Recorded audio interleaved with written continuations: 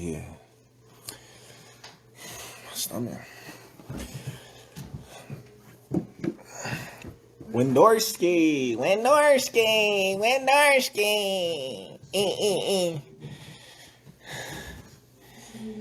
Okay, we live, y'all. I'm bored in Colorado Springs.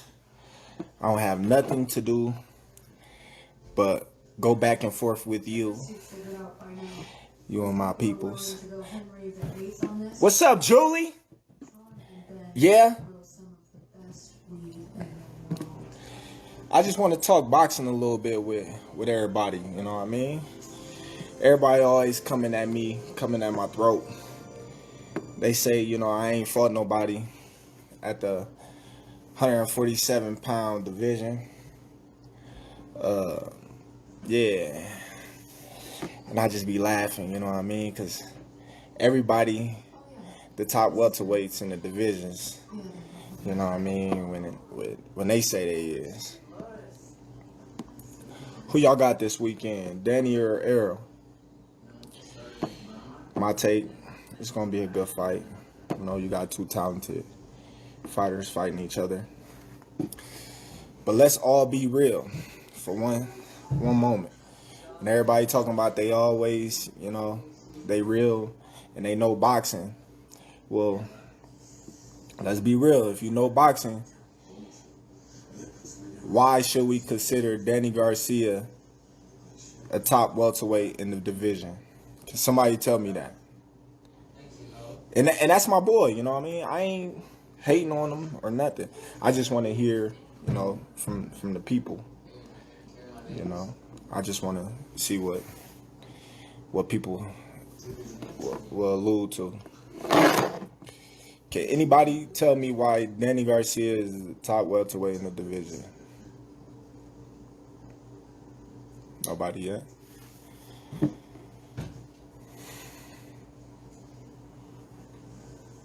Okay. I ain't mad at Danny. Danny my boy, man. I'm cool with Danny. I came up with Danny. I'm just speaking facts now. You know what I mean? I'm speaking facts. Because everybody, always slamming my record, coming at my throat, saying this and that. So I got to give it back sometimes. You know what I mean? Let's be real. Danny ain't beat nobody in the welterweight division. He beat Paulie, Robert Guerrero, and everybody beat them, if you ask me. So if Errol beats Danny, I'm saying it's going to be a walk in the park, Danny can fight his ass off. That's why I consider him one of the top welterweights in the division. Not taking away his two close decision losses that he have. I got him, up there. But at the same time, if we going by what the media say, he's not a top welterweight. He lost. He did his thing, but he lost. Just being honest, we keeping it real. The two shots that he had, he lost. Now, given Terence Crawford case, you can say what you want. I won the fights that I had to win, against the guys that I had to win against. Errol Spence, you know what? He fought Kell Brook. He beat Kell Brook. Sean Porter ain't beat the top welterweight. Y'all claim. But in my eyes, Sean Porter didn't fought all the welterweights there is to fight, but Terence Crawford. Sean Porter is another one that, came up short in a lot of fights. Well, a few fights. But he made them close. Thurman, he fought quite a few welterweights in the division. But when we talking, the number one guy in the division, we got to be talking about Terence Crawford, man. Moving up, doing my thing. Willing to prove it, too. But this week going to be a tremendous fight, I'm telling y'all. Danny ain't no pushover, and everybody excited to see how Errol gonna come back. You know, we shall see this week. But let's not hate on my victories and stuff like that. You know what I mean? Every time I fight, everybody got something to say. Prior to the fight, everybody thought I was gonna lose. I had people, this the toughest fight of his career. Kell Brook is so big and strong, and he's gonna do this. I heard it all. And those same guys, after the fight, had the most excuses. Even the writers. The writers said this and said that after the fight, you know. He was washed up. Now he was washed up. Prior to the fight, the man told you out his own mouth, this is the best he's ever felt in his whole career. He left home, went to camp, no injuries. He wasn't coming off an eye injury like, you know, previous defeat. He was on a 3-fight winning streak. But I can't point out all these facts to certain casual fans because it just go over y'all head and y'all just believe what y'all want to believe, you know. Everybody say he old. Man, the man 34, I'm 33. What I mean, I'm old too. You know, everybody old in their eyes when a man lose. I don't get it, man. They just can't say I'm good, I'm great. You know what I mean? I train my ass off to get to where I am right now. I do my thing, you know.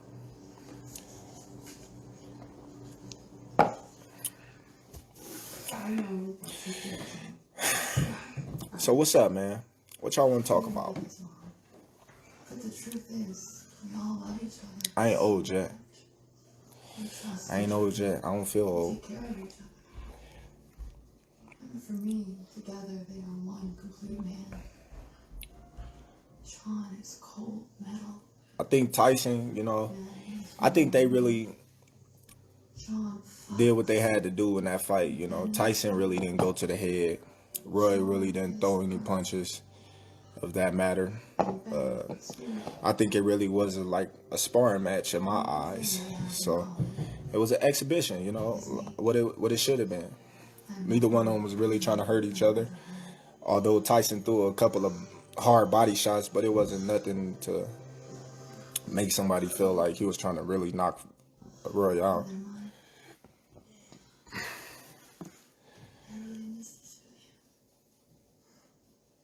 I ain't slowing down no time soon, man. That's what they don't understand.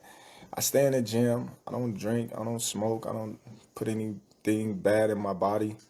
I don't have no bad habits. So if they waiting for me to slow down, they're going to be waiting for a long time. But like I said, you know, I pick and choose when I want to do things and how I want to do it, no matter what anybody say, or if they say, oh, well, you got a promoter and this and that and this. Time and time again, I always told people, the promoters work for the fighters. Without the fighters, there's no promoters. There's nothing to promote. So once the fighters get that in their head and get that understood, then things will be better off for them.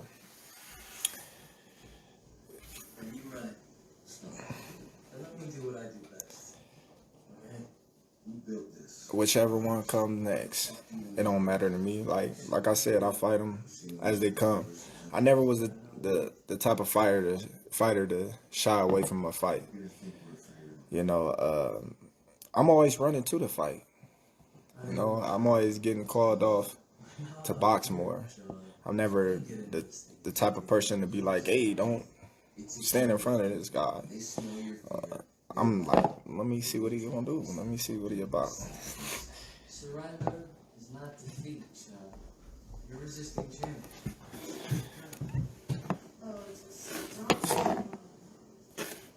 Why would Spence about to fight Saturday?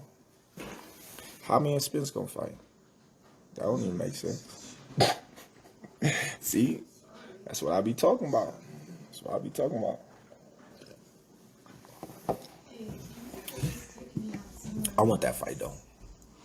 That's one fight that I really want. Spence and Pacquiao. Them the two fights that I really want. that I really be looking forward to in the near future.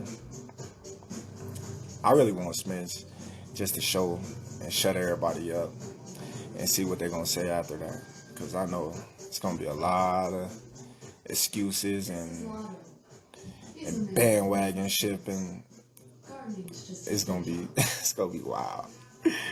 It's going to be wild. Who I got out of the Spence and Denny fight, I actually got Spence. You know what I mean? But at the same time, I don't know. It's like more of a, I don't know, man. It's gonna be good because I know Danny personally, and I didn't seen him since we was little kids, and he always rose to the occasion each and every time. So it's hard to bet against him. You know, that's why I say it's a 50-50 fight. It was a 40-60 in Spence's favor, but the more and more I think with my head and just think back to the Danny Garcia that I know, when he motivated and when he feel like his back against the wall and got something to prove, he always rose to the occasion. Dating back to all the way when he was going overseas and down 10 points coming back to win, like Danny always was that type of person that never gave up, no matter, you know, any circumstances. So, you know, it's hard to just say that Errol gonna come through and bulldoze and walk through him, but at the same time, we've seen a different side of Errol that we ain't been seeing since before he was champion, and that's the hunger and the grit and the grind that he been putting in the gym to get back to the normal Errol Spence. So it should be a good fight. You know, I'm excited to see it. May both of them, you know, leave the ring healthy, and neither one of them get any serious injuries, and may the best man win. That's how I see it.